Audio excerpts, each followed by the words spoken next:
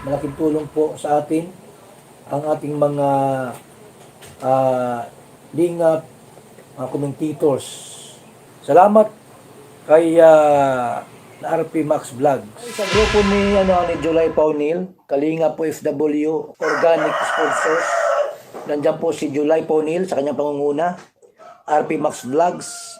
Pakidala po yung kanilang official YouTube channel po mga Kalinga. Yung ating mga Kalinga OFW Organic Sponsors. Hello! Welcome back to our channel. This is RP Max Vlogs. Mega love. Shoutout po sa ating lahat guys, mga kalingap, mga kapatid. Isa pong mapagpalang araw sa ating lahat. Good morning, good afternoon, good evening kung nasaan man po tayong dako sa mundong ito. Mega love shoutout din sa ating pambansang kuya, Kuya Val Santos Matubang, Kalinga Prab, and Ma'am Edna. At kasama na din po ang Kalingap team members and partners. At sa mga kasamahan ko din po sa co-host, mega love shoutout po sa inyong lahat guys. As always, sa mga hindi pa po nakapag-subscribe kay Kuya Val, Kalingap Prab, and Ate Edna, pakisubscribe nyo po para tuloy-tuloy po yung ating pagsuporta sa kanilang mga magandang advocacy. And then kasama na din po yung mga kasamahan ko sa co-host, kung sino man po ang hindi pa nakapag-subscribe, paki-subscribe nyo din po, and then sama ko na din po yung aking sarili sa mga hindi pa po nakapag-subscribe, paki-consider nyo po na mag-subscribe. Alright? And don't forget to hit the bell icon, the all notification, para notified po kayo in case na may mga bago po tayong upload. Alright? So, thank you so much guys sa aking mga viewers, aking mga supporters. So, meron po tayong vlog ngayon as of October 31, 2021. Anong time na po ba? 5:45, Qatar time. Wala po tayong information na lumabas o umuwi na po ng bahay si Kuya Val o yung pamilya. So, ang latest information po na meron tayo is that ang pamilya ay nasa resort pa din po at nag-i-enjoy, nagpapahinga. Alam po natin guys na talagang kailangan po ni Kuya Val na talagang magre-relax muna at ipaubaya muna sa iba ang pagbabloging. So sa nakikita natin, double efforts po si Kalinga Prab, ginagampanan niya yung pagbablog para sa papa niya kay Kuya Val, and then sa kanya din. Okay? And then tumutulong naman din po si Engineer Agol sa pagbablog nga doon sa account ni Kuya Val. Okay? So, dalawa po ang topic natin ngayon. Yun nga, patuloy na nagpapahinga ang pamilyang Matubang sa isang resort sa Dait.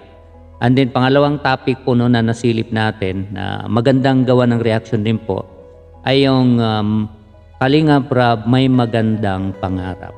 Alright? So, bago natin bigyan ng reaction guys, yung una nating topic, panoorin muna natin sandali ito. Shout out sa iOS.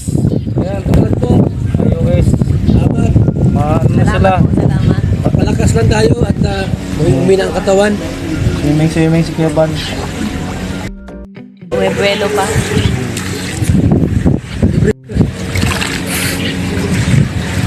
Alright, so yun po, nakita po natin yan sa upload ni Lorny TV. Shoutout po sa iyo, ma'am. Kasamahan ko din po yan si Lorny TV, panahon pa ni Hungry Syrian. So, nagre-react din po yan at isa po tayo sa nagre-react din po kay Basel. So, noon pa kasama at kilala ko na po yan si Ma'am Lorny. So, suportahan po natin guys, mga kalingap, yung channel niya. Okay? So, isa po yan sa magaling na reactor ni Kuya Val. Okay?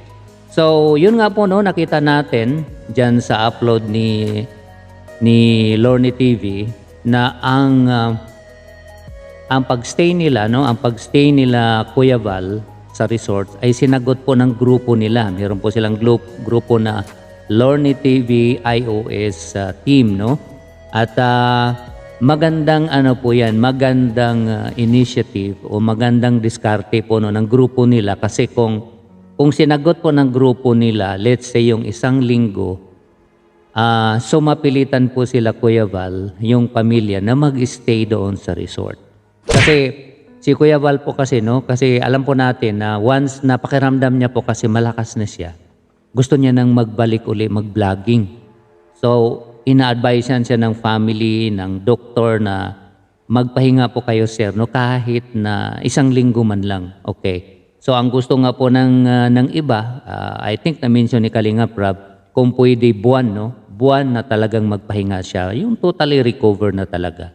Kasi imagine, mag-aakyat-akyat na naman po sila ng bundok. So, hihingalin talaga siya doon. Kung pwede nga, wag mo na siyang umakyat ng bundok, no? O kung aakyat man, pero dahan-dahan lang po. Okay? Kasi nga, ay may stretch na naman, no? Yung siyempre, no? Yung heartbeat. Okay. So, maganda ang ginawa ng grupo nila. Shout out po sa grupo nila, no? Ng Team iOS. Ay napagandang diskarte po para mapilitang magstay si Kuya Val sa resort, no? Kasama ang pamilya. Okay, at may mga Kalinga partners din po doon. Kasi alam nga natin na yung husband ni Lorne TV, Ma'am Lorne TV, si Reed Novino, ay siya po ang in charge sa security ni Kuya Val. Okay, si Bobby TV naman, isa sa mga nagdra-drive, no? O isa sa mga errand kung mayroong kailangan si Kuya Val o si Ma'am Edna. So, malaking tulong, no, ang mga Kalinga partners na nandoon na nakaalalay din kay Kuya Val. Okay? So, maganda na ganun ang nangyari. Kasi nakikita nga po natin guys, yung nagsiswimming, talaga nagpapalakas. Totoo po yun, no? Kailangan po talaga ni Kuya Val ang complete na pahinga, magpapalakas at magtitake po ng gamot. Alam po natin guys, mga Kalinga, mga kapatid, no, na ang naging problema ni Kuya Val, masyadong mataas po no, yung kanyang cholesterol. At nagka-problema din po yung kanyang sugar. Okay? So, mayroon din po nag-comment, no, na yung nga pati uric acid, no. So, kasama na po, sa tingin ko pati na rin triglycerides. No, I'm not sure, no. Kasi narinig ko lang sa binanggit nga ni Kuya Val, yung kanyang cholesterol, sugar. Okay? So, may mga nag-comments na uric acid at saka mga ganong cases kasi pagka high blood, masyadong tumaas yung blood pressure mo, malamang yung triglycerides mo at saka cholesterol, yun magkasama po kasi yan, no?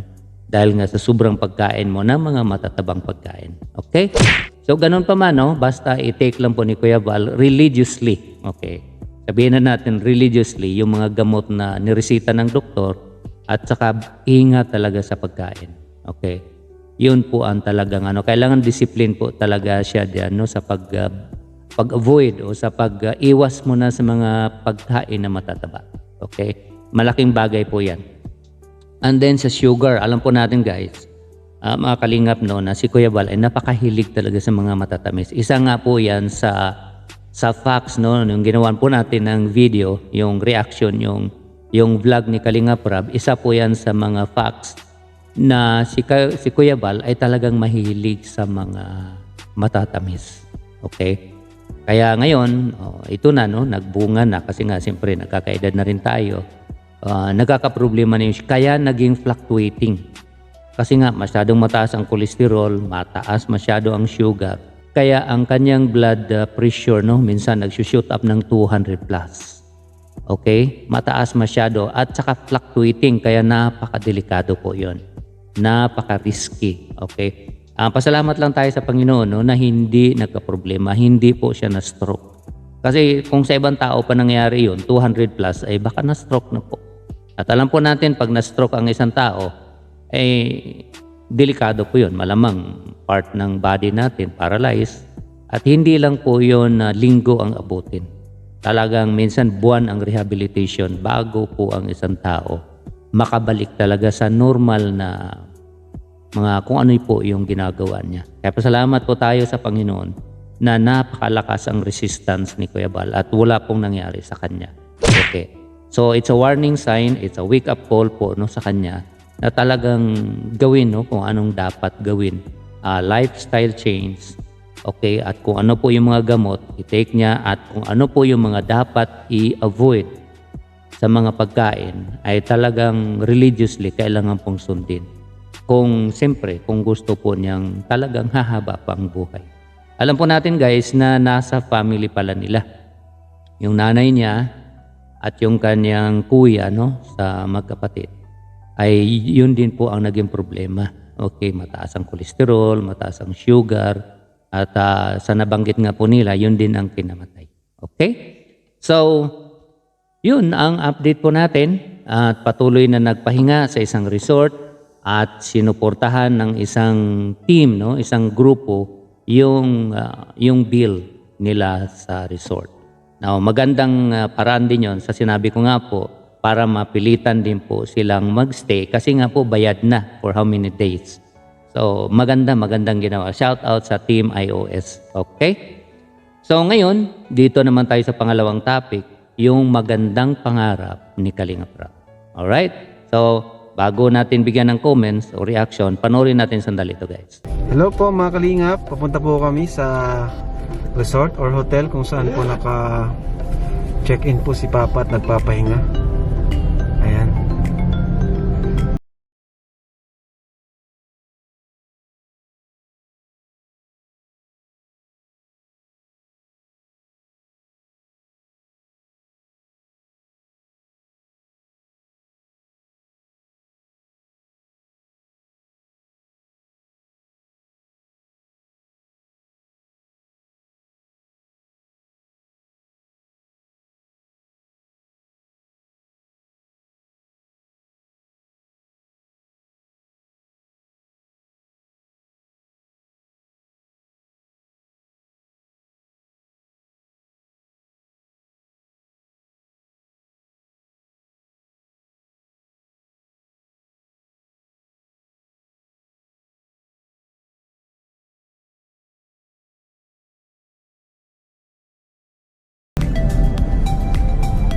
Alright, so kuha po yan no, nung unang punta ni Kalingap Rab sa resort. At kung saan malayo pa lang no, nakikita niya po yung farms, yung lugar. Sabi niya, sabi nga po niya, ay napakaganda nito. Ay pangarap ko rin ito magkaganito. Okay. Now, sa situation naman ni Kalingap Rab, unang-una bata pa siya. Pangalawa, malakas naman yung kanyang YouTube channel. So kung pangarap niya po talaga na magkaroon ng farms, resort, no, hindi po malayong makamtan. Okay? Kung desidido siya talaga, kayang-kaya po ni Kalingap Rab. Okay? Bata pa, malakas ang kanyang YouTube channel. Maraming nagmamahal sa kanya. Kaya kayang-kaya pong doable na pangarap. Okay? Hindi po yan pangarap na suntok sa buwan, okay? Kung sa iba siguro. Pero sa kanya, it's a very doable na pangarap. Kayang-kayang abutin. Naalala ko tuloy, yung may kasamaan po kami guys, mga kalingap, no, sa Kuos, si Ma'am Jim Espilita. Sa kanyang pagsusumikap, no, nagtatrabaho po siya sa Israel, sa bansang Israel. Meron po siyang na-put up na farms. At talagang proud na proud siya doon sa farm na yon. Kasi nga, siyempre, no, pinaghirapan niya talaga. Dugo at pawis yung kanang na-invest doon. At maganda, no? Pinapakita niya sa amin, sinishare niya yung mga pictures. Maganda yung kanyang naputap. Talagang pwedeng pangkabuhayan once na mag-retire po siya. So kung si Ma'am Jim nga nakakaya, much more naman si Kalingap Rab. Kayang-kaya, batang-bata pa, lakas ang kanyang YouTube channel. So, yun ang pangarap na very reachable. Okay. Very reachable na pangarap po ni Kalingap Rab. At we are looking forward o hoping tayo na magkakaroon ng katuparan, no, yung kanyang pangarap na magkaroon ng ganon. Kahit naman siguro sino na may kakayahan din na mag-put up ng ganon, ay pangarapin din po natin na magkaroon ng farms o resort, no? Maganda po yung kanyang pangarap. Okay? So magandang investment in the future. Alright? So, yun lang po guys ang reaction natin, yung vlog natin po today. At as I said, no, as of this time, October 31, now it's almost 6 o'clock in the evening, Qatar time. Bukas November 1, no, magiging public po ito at mapapanood po ninyo. As of this time, wala po tayong update na lumabas at umuwi na po ng bahay si Kuya Val. So sa ngayong mga oras na to, kung saan i-record po natin ang ating vlog. Okay? So kaya yun po ang ating information as of this moment. Alright? So that's all po guys. Maraming salamat at bago ko end itong video na to, meron lang po ako mga isya-shoutout.